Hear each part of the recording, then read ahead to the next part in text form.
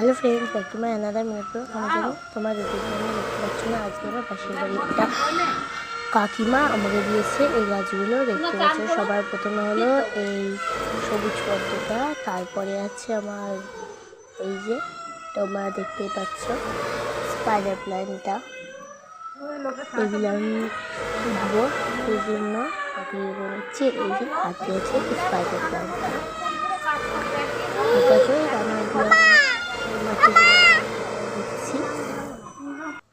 এই মাটিগুলো আমি ছাড়িয়ে নিচ্ছি আর দানাগুলো কেটে নিচ্ছি, বুঝতে পারছো। আবার একটা প্ল্যান্টও পেয়েছিলাম আমি, আর এগুলো প্রতিস্থাপন করবো আমি মাটিতে। সেইটা তোমাদের